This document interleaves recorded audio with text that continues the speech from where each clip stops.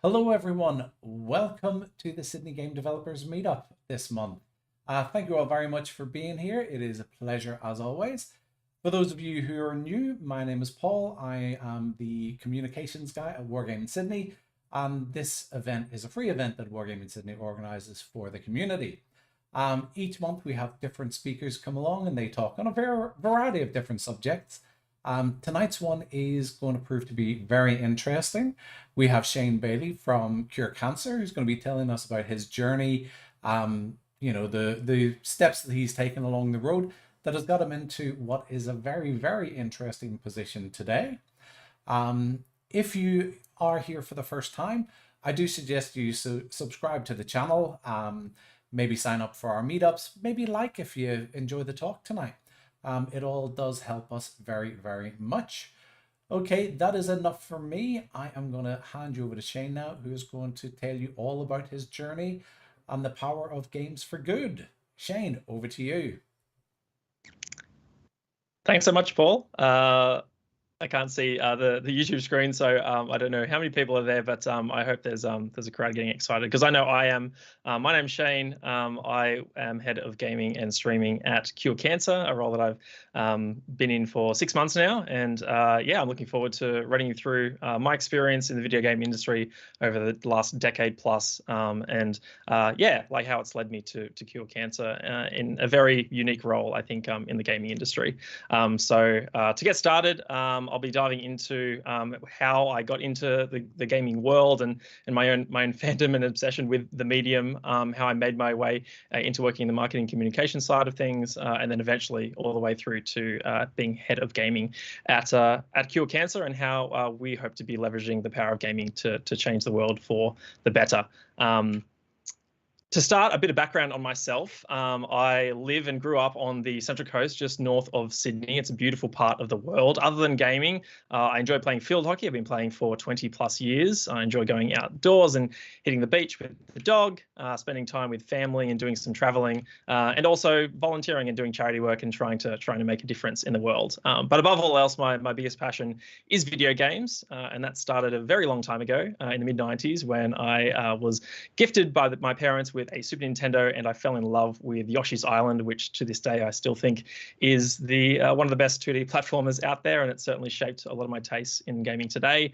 Some of the games I love nowadays, like Ori and the Will of the Wisp, Cuphead, Celeste, I think a lot of it can be traced back to my love for that 2D platformer way back in the 90s. I then moved over to the 64, and I wasn't playing big hitters like Ocarina of Time or Super Mario 64. I was playing games like Banjo-Kazooie and Diddy Kong Racing and Perfect Dark, a lot of the rare titles.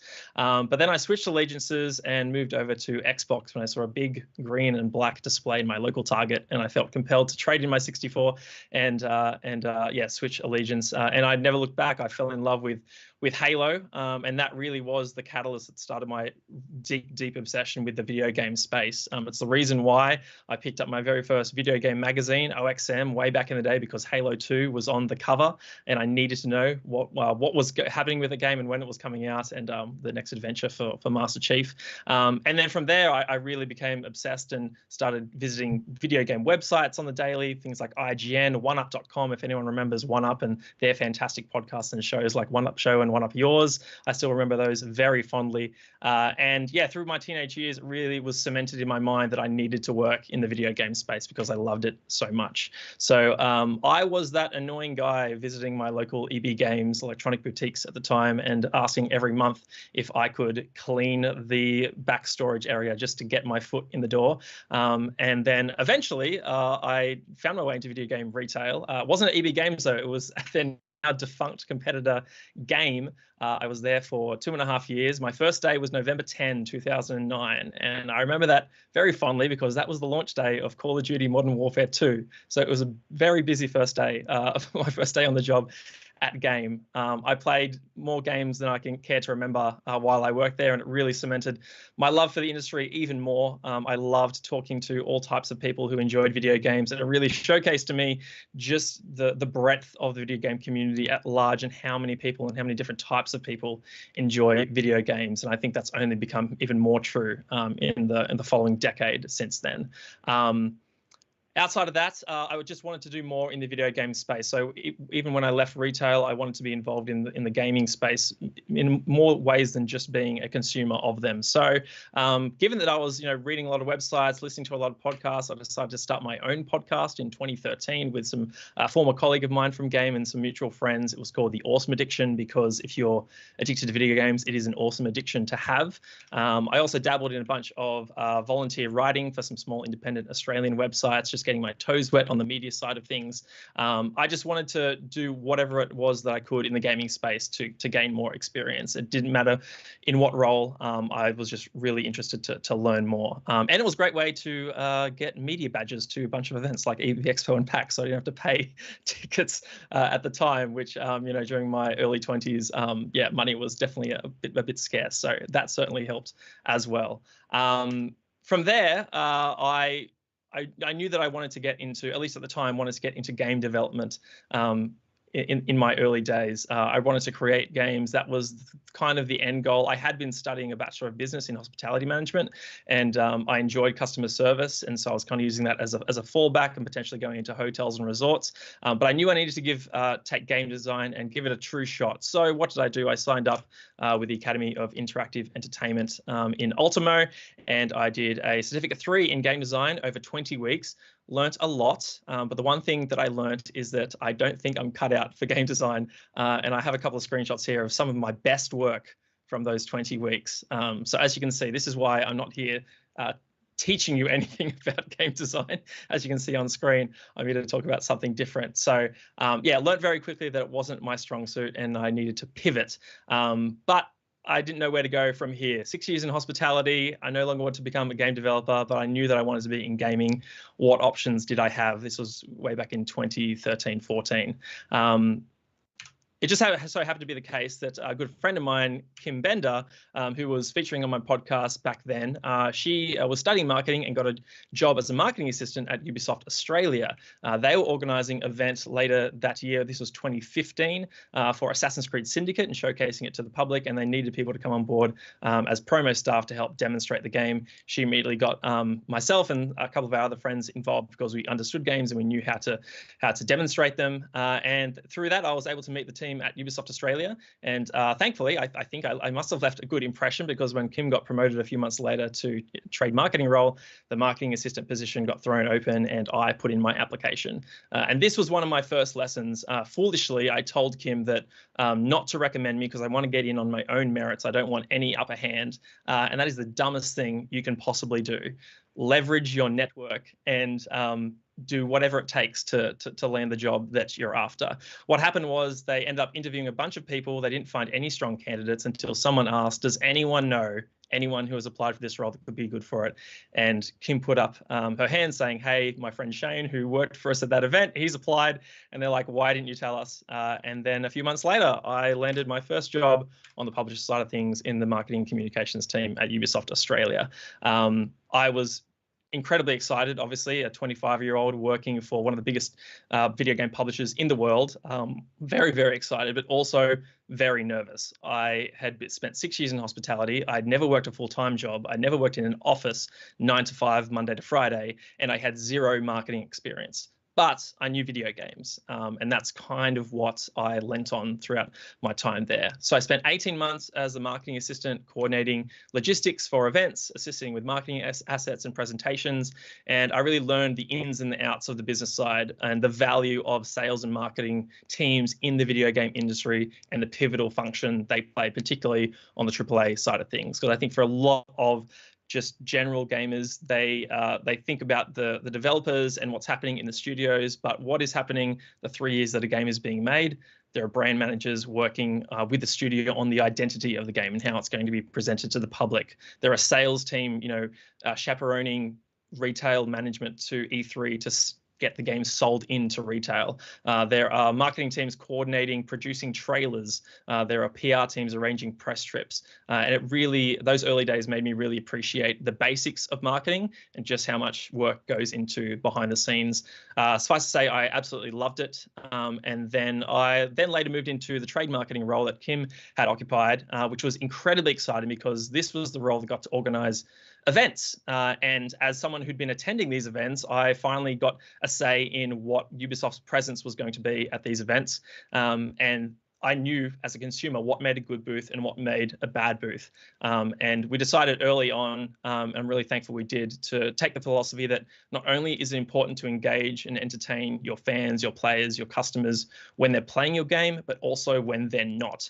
And that's, I think, one of the true first, like the great lessons I learned in my early days at Ubisoft that I still carry through today to the work I do. And I think it applies to even outside the video game industry, but even in other spaces as well. So at PAX 2017, we had a Far Cry 5 fishing competition because there was a new feature in the game where you could fish. We were giving away a gold-plated PS4. We had photo opportunities for Assassin's Creed Origins, Mario plus Rabbids Kingdom Battle. We had temporary Assassin's Creed tattoos that you could apply while you're waiting in line. And we purposely oriented all the walls out, facing outwards of the booth from the center. So even if you were lining up on the outside of the booth, you were still engaged. You could still see gameplay. You were still enjoying yourself, even though you might be waiting 30 minutes to play a game. So that's kind of one of the very first big lessons that I learned working at Ubisoft on the trade marketing side of things that carries over. We got a fantastic reception from the events that we were at, including EB Expo and JB Vendor. And it really was validation that the philosophy that authentic engagement is important, and the idea that you should be entertaining your fans, your players, your consumers, even when they're not playing the game, rings true. And I think that's something that I carry forward in my work today at Cure Cancer as well. What are we doing every day on social media and in our Discord communities? What could we be doing every week on our website? What about fortnightly or monthly podcasts or live streams? How are you engaging your players, your fans, when they're not playing, when they're not directly involved in your core product? I think that's probably the most important lesson that I took away from my early years at Ubisoft, and it certainly helped shape, my next chapter, which was on the esports side of things. After I spent about 9 months in the trade marketing role, and then moved over to a role in as an esports and communications executive, and then later a manager. And my role was to make Australian players and journalists care about Rainbow Six esports. Now, I knew nothing about esports. I'd never played a competitive game in my life, but Rainbow Six was huge and continues to be huge. It still is the jewel in Ubisoft's crown, many would say, and it's into its 7th year on the market at the moment. But the beautiful thing about this role is that I didn't know anything about esports, and no shade thrown to the team at the time, but neither did the business. This is something new to everyone on the Ubisoft side of things. And I was coming out of a role in trade marketing where there were certain ways that you did stuff. There were certain producers that you worked with to create POS for EB Games and JB Hi-Fi. So the template was already there, and I just had to come along and tick all the boxes. With esports, there was no, I suppose, hand guide on how to be an esports and communications manager for Rainbow Six Siege. So I got to help define what that was, and it allowed me to really flex my creativity. And I learned really quickly that esports is like many other traditional sports in the sense that it's all about storytelling. And thankfully, we had some fantastic Australian players that were the underdogs, very similar to a lot of Australian traditional sports teams. When they go on the global stage, they are underdogs on the global stage when they compete. And the same thing can be said for a lot of the esports teams that compete out of our region as well. I fell in love with esports. I got to help shape what Rainbow Six esports looked like in Australia. And I spent 2 years with the team at Ubisoft growing the brand via firstly public relations and social media, and really spotlighting the players and what their exploits overseas. We had journalists from Fox Sports and Australian Financial Review and Channel 9 and Red Bull attend events in Montreal and Paris and all over the world. And it really was an enjoyable time. It really made me realize that esports, it can be seen as the purest form of community engagement in the world of video games. A viewer's relationship with a content creator, for instance, is very similar to that of a spectator for esports. Where they're online in the arena to enjoy video games in a different way. They don't have hands-on, but they're enjoying video games without playing. So not only are they cheering and supporting their favorite creator or teams, but they're there to gain entertainment from spectating, and they care. I think that's the most important thing. They care about these players that have invested hours into honing their craft, playing the game that they as a spectator play as well. And that's kind of where I really enjoyed the esports role. It was helping shape that storytelling. One key moment that one of my favorite moments in Rainbow Six esports history that happened with one of the Australian teams, I want to highlight now because I think it really epitomizes just the joy of esports and how storytelling can be taken from esports and then used as a best practice in other areas of the video game world, including what I'm doing today. This is a moment from the Pro League finals in Rio de Janeiro. It actually happened in one of the Olympic stadiums. The Australian team, their captain was sick and had to stay in Australia. So their coach, who hadn't played in years, had to step in. They're versing the #2 team in the world. They're not meant to have any hope of winning this match whatsoever. And in a best of 3, they've already taken one map. And one of the players, aces here, his name is Matt. He does something really crazy, which you don't typically see a lot in Rainbow Six Siege, and that is, as a defender, jump out the window and take a fight to the attackers. At this point, there are 10,000 fans in the stadium in Rio cheering for a team, Australian team they barely know, and they're beating the #2 team in the world. And so, unfortunately, I wasn't in Rio for press opportunities at the time, but I was in my kitchen and I can vividly remember screaming at my phone. And yeah, the crowd went absolutely wild. It's truly one of the great moments in Rainbow Six esports history, and it happened to an Australian team. That's the kind of storytelling in video games that inspires and makes people want to leap out of their chair. And it's a lot of what we take. I try and take that energy and that storytelling and apply it in what we're doing at Cure Cancer today. It's ultimately what allowed Rainbow Six to flourish locally. We had some fantastic players, some fantastic teams, and fantastic stories to tell. And it's not necessarily the game or the new features or the new characters or the latest season that people got excited for the most. I think what I enjoyed most about my role there was I helped tell stories that lifted these players up and showed the wider gaming community why they should care about these young Australians who were taking it to the best players in the world. So really enjoyed my time, as the esports and communications manager. I was then moved into the esports and brand manager role, and I helped lead the brand campaigns for Rainbow Six and other titles like Watch Dogs and Trials. I had the joy of launching the first Australian season of Siege. We celebrated by bringing the pro players and a bunch of the community to the Sydney Wildlife Park in Sydney to celebrate the launch, and we did giveaways and had a barbecue, and it was really fantastic. And IGN was there to help with media coverage as well. That's the brand director on the game, sending a heartfelt message to the community as well. I think my even though things like this are really exciting, the achievement, I suppose, one of the achievements I'm most proud of as my time as esports and brand manager would be crafting the Oceanic Nationals, the national league of Rainbow Six in Australia and New Zealand, and specifically tied to this logo that you see circled, which is a mental health organization that I kind of want to use as a way to pivot now into the charitable side of things. Before I do, though, I need to rewind way back to 2010 specifically, where at the time, again, this is back when, before I was in the industry, I was listening to podcasts, visiting websites, and I was a huge fan of this guy here. His name's Jeff Kanata. He's an actor, voice actor, and longtime video game enthusiast and podcast host. He had a show back in 2010 that ran for many years called The Totally Rad Show on YouTube. And one day, him and his team decided to do an episode on a charity, an organization called Comfort Zone Camp. Now, this is a camp set up in the States to support kids who have lost loved ones, specifically parents. And that really resonated with me because I lost my father to brain tumor when I was 13 years old. So when I saw Jeff, one of my favorite video game personalities, spotlighting this organization on his channel, it really resonated with me, and I wanted to connect with them. So I reached out to the producer of the Totally Rad Show. I thanked him for spotlighting it. I wanted nothing more than to volunteer myself. But unfortunately, at the time, there was no equivalent of Comfort Zone Camp in Australia.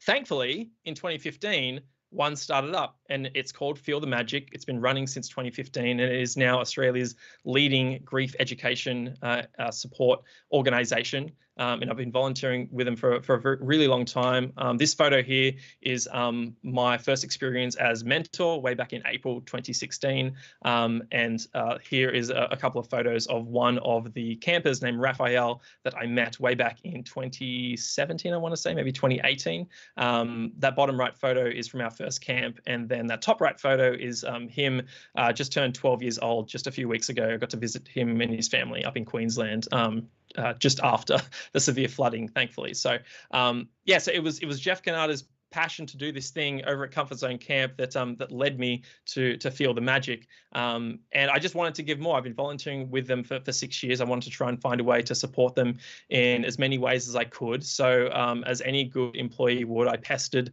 the bosses at Ubisoft to do something about it. So we started fundraising for Feel the Magic at events like PAX. We gave away posters on our booth for gold coin donations and fundraise for them. We attended some of the fundraising events that Feel the Magic had organized themselves. And we can see a photo there of myself and some senior management at Ubisoft Australia attending one of their golf days. And then that really, I suppose, sparked something more in me and the team at Ubisoft. We wanted to create a charity committee that could help guide, I suppose, the focus of our charitable efforts as a company and build a proper strategy around that. And at the time, you know, I think still to this day, there are only so much financial resources that you can use, right, to support charities. So part of my goal was to find ways that we could support charities in a non-financial way. And that brings me back to what we were doing with our Oceanic Nationals, the National League for Rainbow Six. We decided to reach out to a mental health charity called Livin. They're based up on the Gold Coast. They're pretty small, but they have an amazing message, and they're trying to break the stigma around mental health. Their core message is that it ain't weak to speak.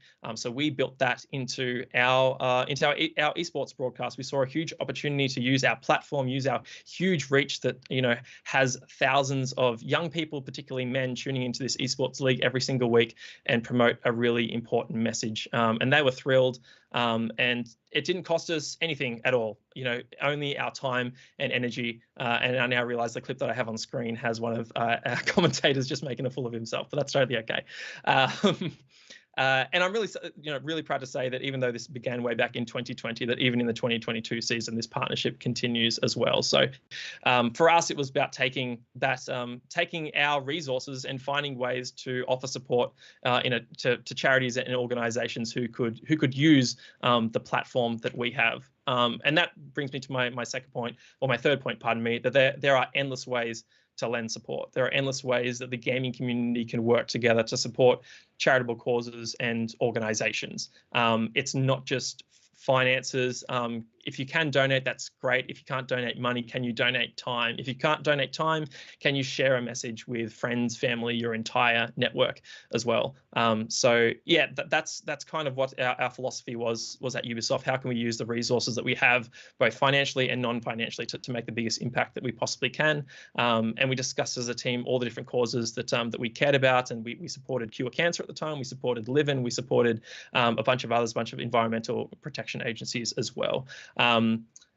So this was towards the end of my time at Ubisoft. I was coming up on 6 years, and I wanted to find a new challenge. At the start of last year, I reached out to both Feel the Magic and Livin to see if there might be opportunities. And unfortunately, there weren't. So I ended up leaving Ubisoft midway through last year, and then found my way into the world of Cure Cancer as head of gaming at a cancer charity. I remember running into a friend about a week into my new role, and I told him my job title as head of gaming at a cancer charity, and he was very confused. And it also reminds me of a conversation I had with my career advisor way back in high school, who said that, you know, one day I'll be in a role that doesn't exist back then, which was 2008, not to date myself. And I think it's safe to say that a head of gaming at a cancer charity probably didn't exist in 2008. So kudos to her. She was dead on.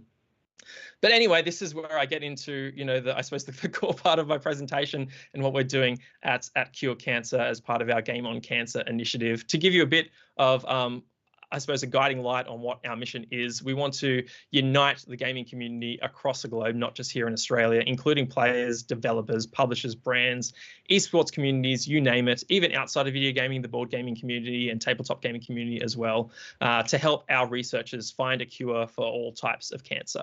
The organization itself, Cure Cancer, has been around for more than 55 years at this point, and we've raised more than $83 million to support 540 life-saving research grants across all cancer types. And our vision is to make this the last generation to die from cancer. Before I joined the team had been dabbling in what it meant to engage the gaming community. And across the last 2.5 years, we've worked with more than 200 creators and partners and fundraised more than $400,000 in that time. And we see that as just the starting point. We want to be doing more to support the researchers that we currently fund. What we're doing is by no means, I would say, unique, to put it quite bluntly. Like, there are great organizations out there doing fantastic work. One of them is Extra Life over in North America, who since their inception in 2008 have raised more than $100 million US. St. Jude's Children's Research Hospital has had more than 16,000 individual fundraisers go live to support them. And just a few months ago, something like Jacksepticeye's 2021 Thankmas campaign raised more than $5 million US in less than 12 hours, benefiting News Story, a charity that's trying to help end global poverty. So there's a huge opportunity that's being leveraged in other areas of the world right now to unite the gaming community for great causes, and we want to be a part of that, because at the end of the day, cancer affects so many people. Almost 10 million people globally die each year from cancer, but the research is working. Over the last 30 years, the 5-year cancer survival rate, taken as an average across all cancer types, has gone up by 20% over the last 30 years. So the research is working, but unfortunately not enough researchers are being funded. Currently, of everyone who puts in research grant applications, only 5% receive funding. So 19 out of 20 of these very talented scientists aren't able to receive funding to explore their hypotheses and their ideas and then novel creative ideas to try and find a cure for all types of cancer. So that is our mission. We want to be supporting Cure Cancer as part of this gaming initiative to try and leverage the strength of gaming to try and make a difference in the world and hopefully find a cure for multiple types of cancer. But how are we doing that? I'm going to bring it back to those 3 key points that I brought up that I learned over my time and experience in the gaming industry. It's about, for us, authentic engagement, using the power of storytelling, and finding endless different ways to work with any stakeholder within the games industry to support a cause hopefully they care about a lot as well. For us, that authentic engagement doesn't happen unless we have credibility in the gaming space. And we see partnerships as a key ingredient to this, because without partnerships with brands, names, and communities that are already established in the gaming space, then it's really difficult to establish that credibility. We want to build meaningful partnerships that make sense, that lean into the strengths of each of our partners. As you can see, some pretty big names on the screen right now, and we work with them in a variety of different ways, like, again, leaning into what they're able to offer and support Cure Cancer with. So for instance, if you recently saw that the PAX Australia 2022 tickets went on sale and you bought tickets yourself, there was an option to donate at checkout to Game On Cancer. And we're really thankful for the team at PAX and ReadPop for their support for that. And we'll be working with them in numerous ways in the lead up to and at the event as well. Bethesda went live for a holiday live stream in December, and they built us into their broadcast on their global Twitch platform, which was amazing. And a platform like Level Up, which is technology used by a lot of the marketing teams in the video game space, particularly on the AAA side, we use that to discover creators all across the world that we can collaborate with, people on YouTube, people on Twitch. So it's a really powerful tool that the team at Level Up are allowing us to use. So partnerships are absolutely key, and having great spokespeople, reputable personalities in the gaming space to help promote our message as ambassadors and as positive role models is really important as well. And to kind of bring it full circle, I'm really stoked to say that Jeff Ganada, I reached out to him when I started Game On Cancer. He was one of my first emails. I had met him at PAX Australia 2013, and 8 years later I said, hey, you probably don't remember me, but I'm doing this thing now. Would you like to be involved? He replied within 24 hours and said, absolutely. And I had the joy of being on his podcast to talk about the cause. And this kind of leads into that second point around the importance of storytelling. We want to make sure that Game on Cancer, we're seen as an organization and a brand, a charity, an initiative that is there to engage authentically with the gaming community. So we use these platforms and these opportunities to speak directly to those communities about the importance of the work that Cure Cancer is doing and the importance of the funding that these researchers need. In my mind, it's really not enough to slap your logo on an event, a live stream, or a website and call it a day. Through my time particularly as esports and brand manager at Ubisoft, we were seeking sponsorships from a bunch of different brands to help bolster our esports league, and we had noted a bunch of non-endemic brands who were entering the gaming space and doing so in not an authentic way. And if there's one thing that gamers do really well is smell bullshit, pardon the French.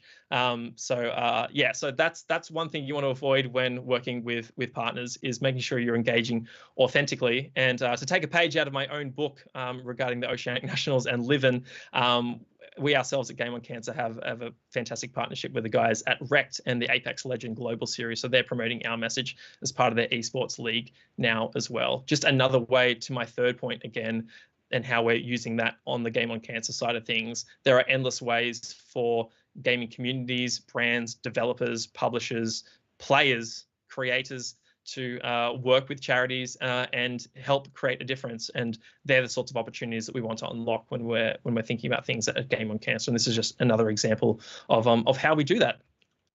That kind of brings me to the end of the presentation. I realized that I've sped through that so quickly, Paul. I was mindful that I might go over time, but it seems like I've gone too quickly. But I hope that's okay.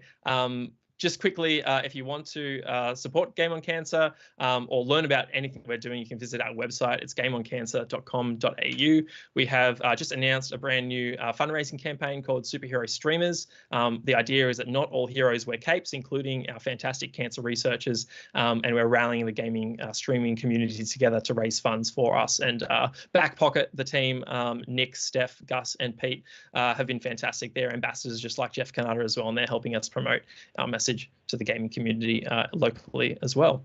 Other than that, I hope this has given you a good understanding of like my own experience through the gaming industry and the unique path I took, and I suppose in the end dodged being in game development. I found every role under the sun other than being a game developer. It's been a joy from starting as just a fan with my own podcast, working in retail, making my way through to the video game publisher side of things and working in marketing communications, and now on the charitable side of things with Game on Cancer. So it's I feel very blessed. It's been a fantastic journey, and I really appreciate the opportunity to speak to you guys today. If you'd like to reach out, please don't hesitate. All my contact details are there, and this has been a blast. So thank you for the opportunity for Paul and the team at Wargaming. I hope there are plenty of questions in chat. Oh, Paul, I think you're still on mute. I am. It always happens. If you want to go full screen, Shane, sure. If anyone has any questions, please send them through now. One thing, just while we're waiting for questions to come through, Shane, I just wanted to ask was, so you mentioned the grants that you put together as part of Cure Cancer. So what does that actually mean? How do the grants work? What do they go towards?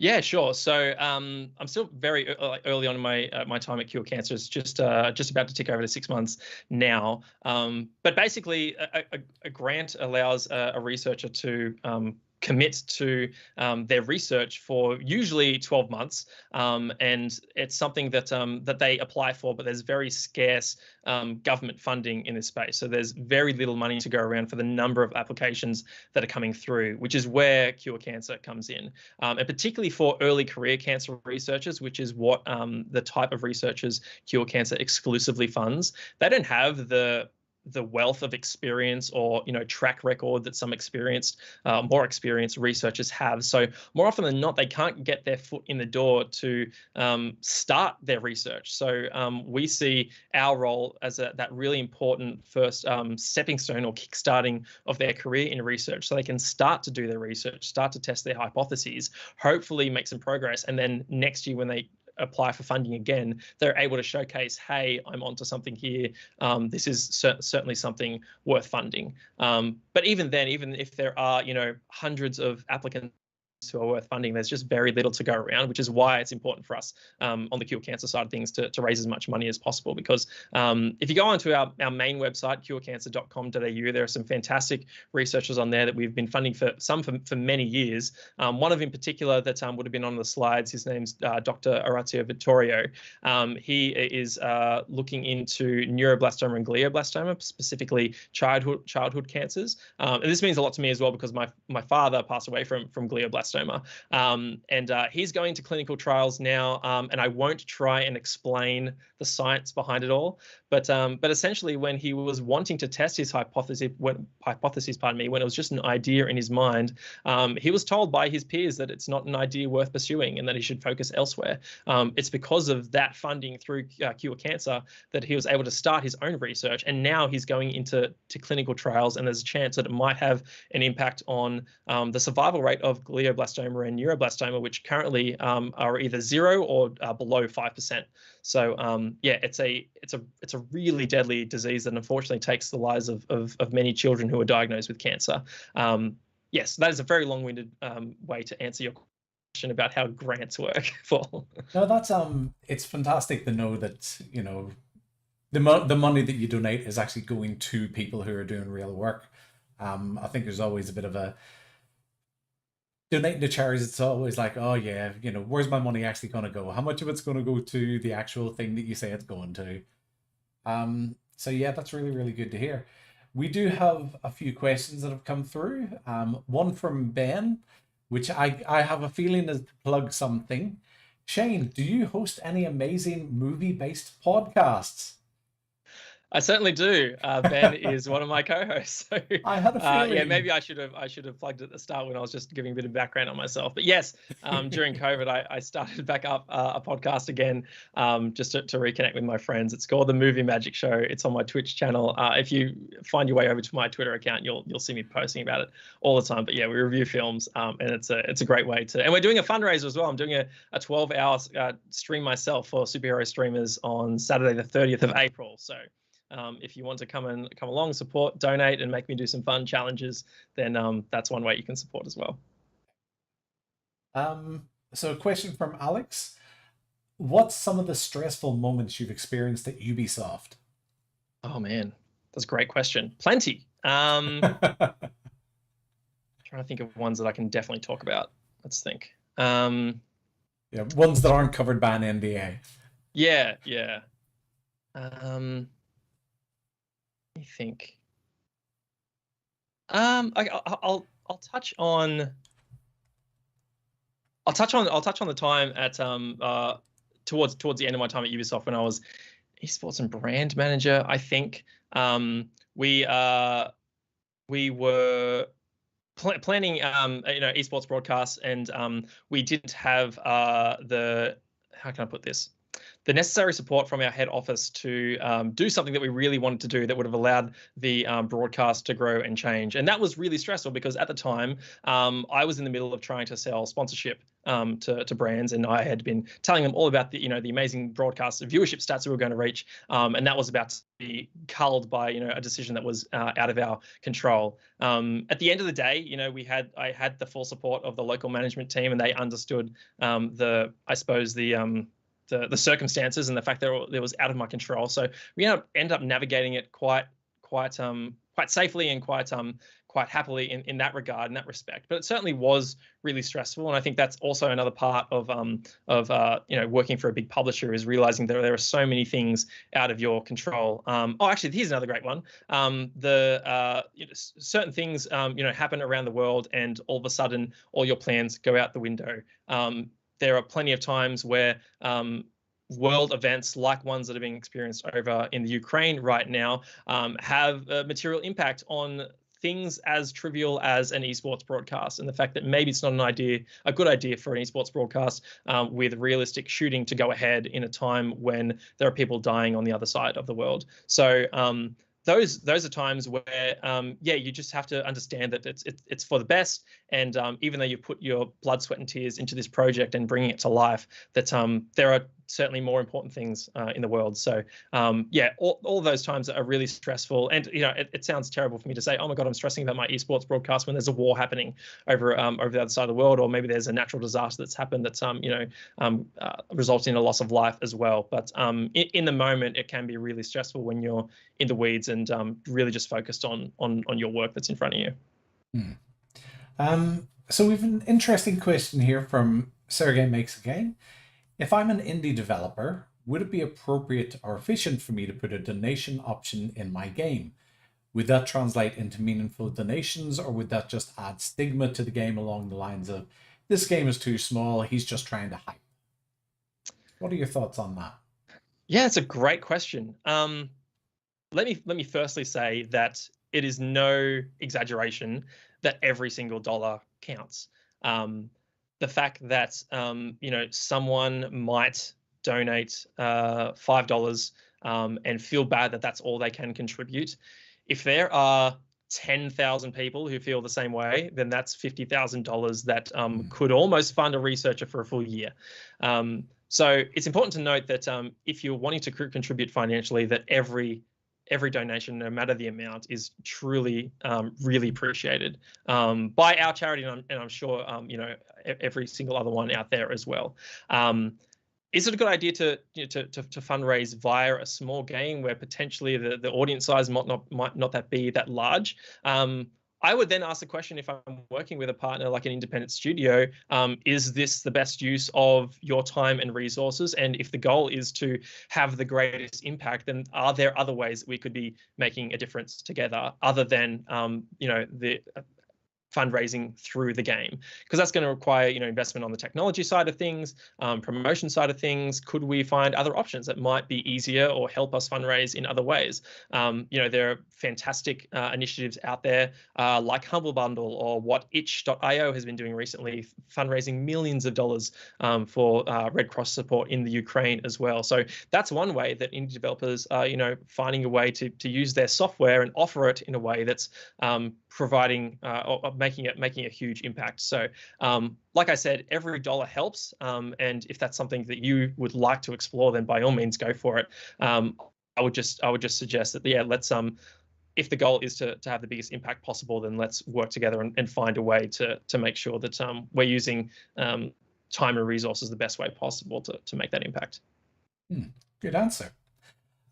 Shadowless Edge asks, if you could go back in time and tell your younger self anything to prepare yourself for the gaming industry, what would it be? Probably become a streamer and live it up like some like Jacksepticeye, that sort of thing. No. If I could go back and tell myself one thing, I mean, other than the trivial answers of buy Nintendo stock or something like that, I don't know. I don't really. I don't have any regrets. Like, everything that's happened to me up until this point has led me where I want to be, and I don't know where I'll be in 5 years' time. But for the moment, I'm really passionate about making a difference in the world, and the fact that I can do so via gaming. I think it would be silly for me to say that anything that got me to this point should change, because every single thing that's happened to me has been a learning experience.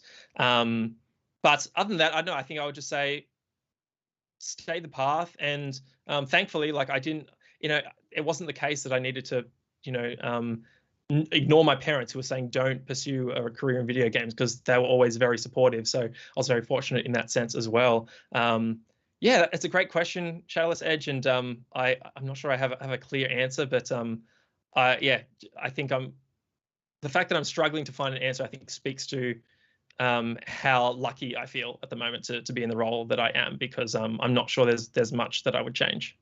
I think that's, if you can't think of anything, I think that's probably a good sign. Yeah.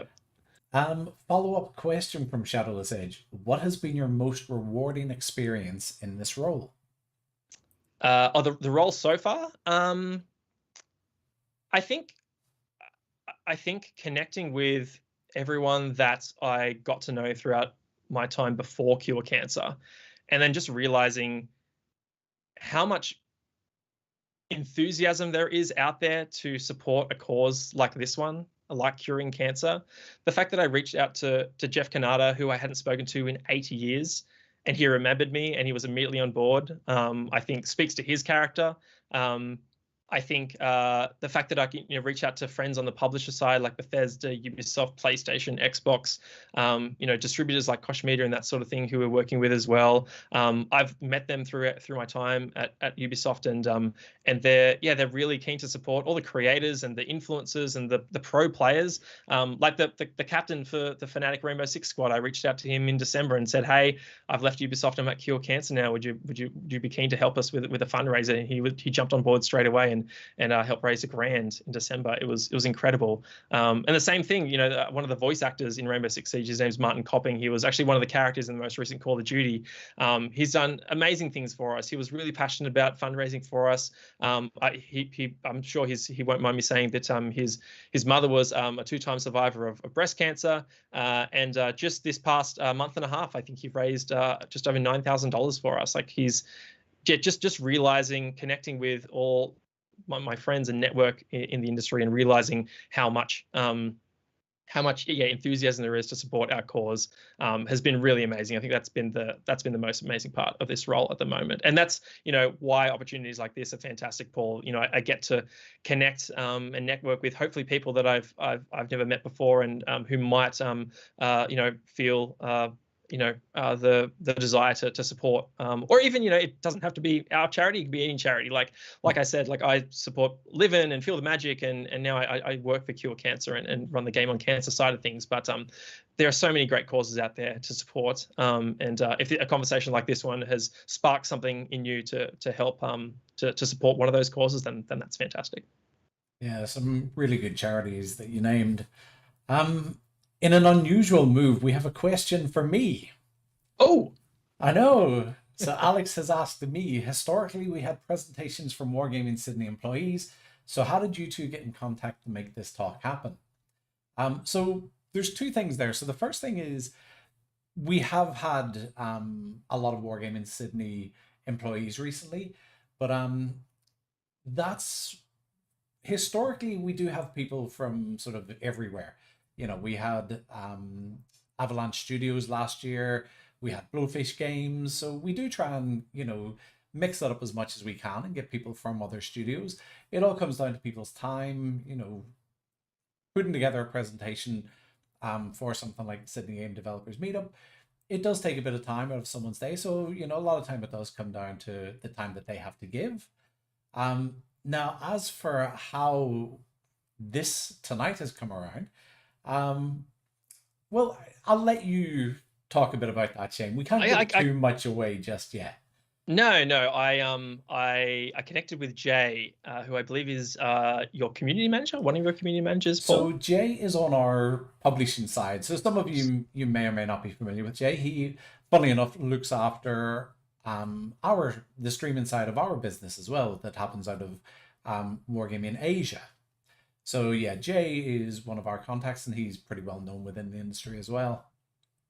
Yeah, and I think he followed me on Twitter, and I followed him back, and he inquired about what we were doing, and I said I would love to connect. It really blows my mind, Paul, when I think about it, that Ubisoft's office is located in Ultimo. My bus along, forgetting the name of the road now, is it Harris Street, past your office every day when I worked at Ubisoft. And just due to the nature of the way the industry is, I suppose, structured here in Australia, that it's very rare for, on like a daily or even a weekly or quarterly basis or whatever, for the publishing side or the marketing for AAA and developers locally to overlap. It's really at industry events like PAX where that sort of thing happens, and everyone's running around with their heads cut off like a chicken sort of thing, actually working at events like that. So the fact that I was never able to cross paths with anyone at Wargaming in my 6 years at Ubisoft was pretty crazy, considering we were right around the corner.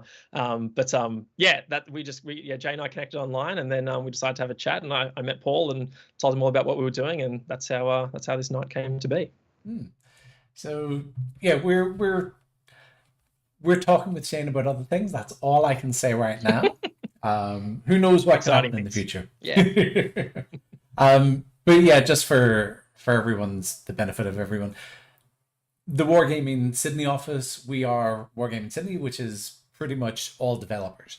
But then we also have the publishing side as well, and they look after the streaming and stuff like that. So, yeah, we will be talking about more collabs in the future, but tonight was one of the starts for that. If anyone else has any questions, please do pop them into the chat. While we wait to see if anyone else has a question, so obviously cancer is a very serious issue. It's I don't think I know anyone who hasn't in one way or another been touched by cancer.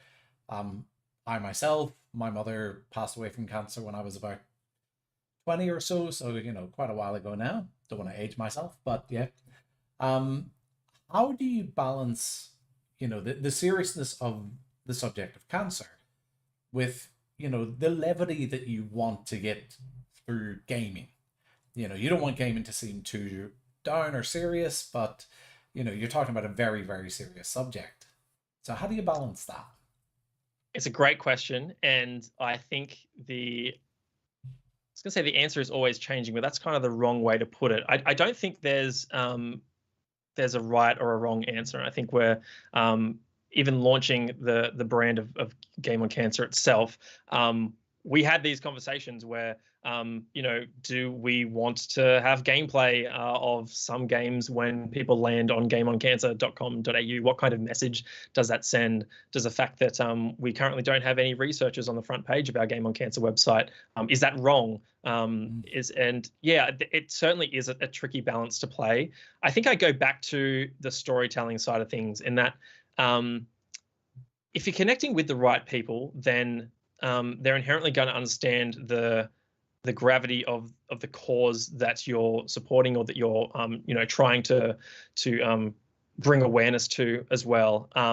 And the fact that we as an organization are doing that in the gaming space where things are traditionally more fun and lighthearted certainly is a challenge. But like I said, I think the storytelling is important. I think the fact that when we run a promotional video as part of the Apex Legends Global Series is that it starts off with me on camera speaking to the fact that, hey, I'm from Game on Cancer. It is an initiative of a cancer charity. And yes, what we do is very serious, but we also have a fantastic opportunity together as a gaming community to help make a difference. And the fact that, like I mentioned earlier, like the research is having a huge impact on the survival rate of all these cancer types. We almost see the angle of, I suppose, highlighting and showcasing the severity of the issue also as an opportunity to remind people that this isn't as hopeless as I think some people might think it could be. So I think there's also that I'm struggling to think of the right word, Paul, but it's about like invigorating the community to say that this is a serious issue, but we as a community have the ability to make a huge difference together, and we can do it all while having fun at the same time. Yes, it's a serious issue, but at the end of the day, like the reason we're a community, the reason we have this opportunity and this power to make a difference is because we love this medium, this form of entertainment. So I think in that sense, it's not necessarily about taking an entertainment medium and combining it with a serious issue. It's about taking the opportunity that the community around this medium that happens to be about entertainment, taking that and leveraging it to make an impact in the world.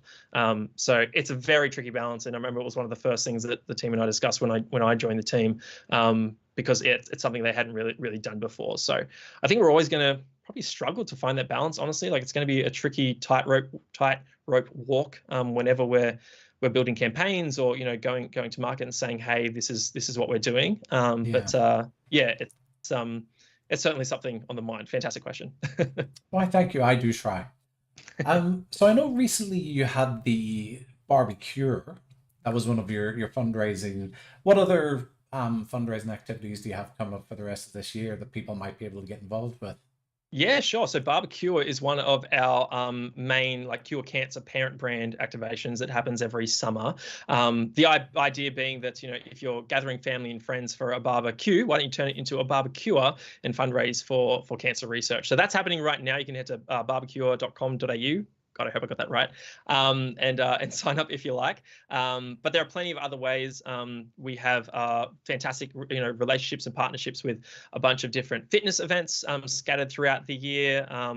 City to Surf later this year, the Melbourne Marathon, Brisbane to Bridge Challenge, I think it's called as well. A whole host of them. And then on the gaming side, there's a number of ways you can fundraise for us as well. It can be as simple as going live and fundraising amongst your community. We also have a game night initiative as well. So bringing your friends together for tabletop or board games, making a bit of a competition, maybe getting people to donate to enter, and having prizes and that sort of thing. That's a great way to do that. I've got a day coming up the weekend after next. Actually, we've got some friends coming over, and there's a point system based on what games you play and that sort of thing. I'm really looking forward to that. Yeah, there's a whole host of ways, direct donations, and as well, like anything that you can do non-financially to support us is truly appreciated. Just sharing our message. Game on Cancer as an official initiative under Cure Cancer is still very young, so a lot of our social channels are quite small. So following us, Game_on_Cancer, across Instagram, Twitter, and whatnot is truly means a lot and helps us grow, particularly in these early stages. And just helping spread the word. So there's so many ways you can support. Head to the website, gameoncancer.com.au and curecancer.com.au. You can learn more there. Excellent. Now, we've got a very interesting question from Simon. Does donor fatigue happen in this space? Have you had to address such challenges? Yeah, it's something that I'm learning about, as working in the nonprofit side of things for the first time. It certainly is something that we come across and we're mindful of as well. And we want to be proactive on as well. Like, for instance, we had a fundraising campaign for Game on Cancer called the Holiday Spectacular in December, and we had a lot of streamers go live for us then and fundraise a lot of money. It was great. It was our most successful fundraising campaign under Game on Cancer to date, which was fantastic. And we have another one coming up at the end of April. And there are many creators who said, "Hey guys, I see this campaign's coming up. I don't think I'm gonna fundraise again. I'll sign up for the next Holiday Spectacular a year later, just because I don't want to be going to my community again and outreaching for their support so soon after that." So yeah, donor fatigue is 100% a thing, it's something we're certainly mindful of, and that's across the wider organization as well, not just under the Game on Cancer side of things. But there are really interesting ways that we can help navigate that as well. So, for instance, we had a gaming group fundraise a lot for us in December, and now via their own channel. And now for the superhero streamers, they're kind of pivoting to help create a team of fundraisers from their community. So creators within their community who haven't fundraised themselves, but they might have their own communities who can support us too. So they're supporting us again, just not directly by fundraising themselves, but helping us gather others to fundraise for them instead of them, a few months later, sort of thing. So, there are certainly, creative ways to try and navigate donor fatigue. But at the end of the day, it's just about connecting with as many people as possible who want to support the cause. If they can support us once, a year, twice a year, or once in their lifetime, again, like any amount is truly appreciated. Yeah, I suppose, like you say, it's not just about the monetary donations. If there are ways that people can just spread the message, share your Twitter posts and share your Instagram stories so that more and more people can see that the charity is out there. 100%, Paul, and that's kind of like to bring it back to what I mentioned earlier about not being able to donate but just sharing it. If Jeff Kanata hadn't decided to do a Totally Rad Show episode on Comfort Zone Camp, maybe I wouldn't have learned about Field of Magic, and maybe I wouldn't have found this great passion for charity work. So the fact that he took his time and energy and used it to share and promote a charity and a cause has had a knock-on effect in some way. So I think, again, it's just financial donations help a lot. There are plenty of other ways to support as well. Yeah. Okay, so I think we'll bring this session to a close. We will head over to the Games with Wings Discord as we usually do. Shane will be there if anyone has any further questions that they want to ask. And I will get the link for the Discord and drop it into the chat now. Thanks So so much that again, means Paul. Before we wrap up the no, live stream, I just want to thank yourself and the team at Wargaming for the opportunity, and for everyone in chat who tuned in. For anyone going to watch the VOD after as well, yeah, we're a young initiative under Cure Cancer, and the opportunity to connect with the gaming community on the developer side of things in particular is truly truly appreciated. no, thank you, Shane. As I say, unfortunately, my life's been touched by cancer as well. So, it's a charity that I've got a lot of love for. And the fact that you're doing something that involves the gaming space, something that I also have a lot of love for, is really good. I remember a couple of years ago at Wargaming Sydney, we were talking about charities that we wanted to support, and we tried to find a charity within the gaming space because we thought, oh, it'll be a nice tie-in if we can find a charity that's in the gaming space, and we couldn't find any. It was all the names that you mentioned were the ones that we found, but of course they're all in American. We wanted to find something here in Australia. So yeah, it's great that you guys have started something up. Oh, Okay, I'm glad we everyone. did then. Yeah, so am I. So thank you very much, everyone. Yep, if you want to continue the conversation, head over to the Games with Wings Discord. Myself and Shane will be there, in a minute or two. Give us a second to close things down here and get that going. Yeah, thank you very much for everyone who asked questions for tonight. It's always good to get a bit of, back and forward going, and not just me asking whoever presenter has some questions. And yes, as Shane said, if you're watching this on video on demand later, thank you very much. We love when people do that. If you enjoyed Shane's talk tonight, hit like, hit subscribe, share the talk. Go subscribe to the Game on Cancer and the Cure Cancer social feeds. Excuse me, when you see something come up from them, share it around. The people that you follow will see it, and you never know, one of them might say, oh, I've got an extra $5 or $10 here, I'm going to donate that on. So even if you can't donate yourself, share the message. It'll get to someone who can. Okay, everyone, thank you very much. I will see you next month when we will have another one of these presentations. The one that we were going to have this month ended up being moved to the one that's going to be at the end of next month, and it is a good one. You will all enjoy it a lot. So we will see you then. Thank you very much. Thank you very much again, Shane. Bye.